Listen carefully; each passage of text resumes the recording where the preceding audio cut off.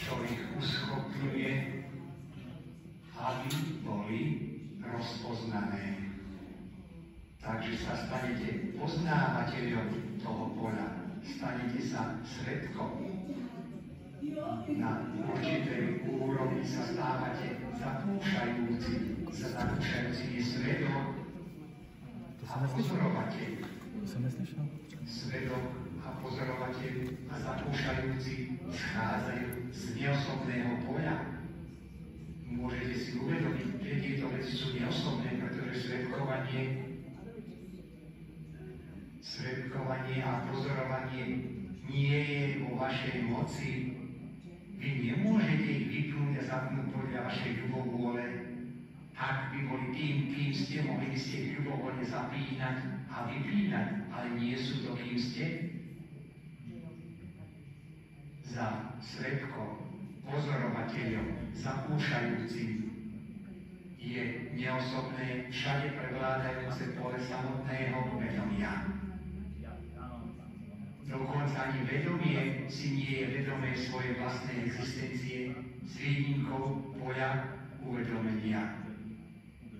Takže vy sa prestávate sa stotožňovať s filmom a začínate vidieť. Človek môže svedkovať film jedine preto, pretože to, na čo sa premieta, je bez formy. Takže začnete sťahovať svoju investíciu do stotožňovania sa so sebou samým ako s formou a s obsahom pamäte a so zážitkami.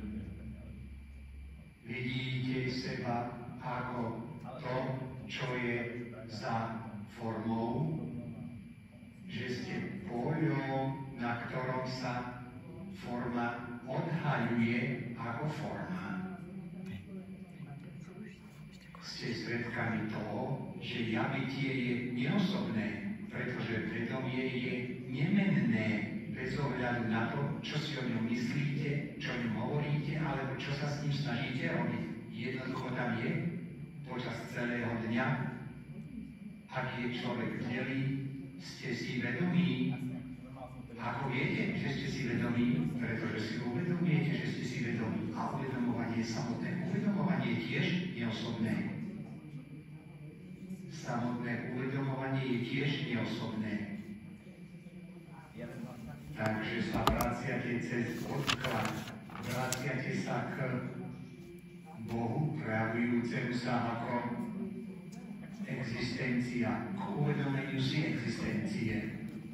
A tam prekleniete dočasnosť, pretože ten úkaz, ktorý pociťujete, nemá začiatok ani koniec.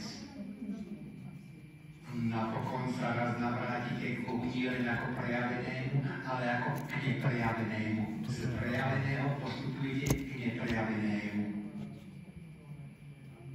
Neprejavené sa v kresťanstve tradične nazýva vrcholná Božia podstata. Z vrcholnej Božej podstaty neprejaveného schádza Boh ako prejavený.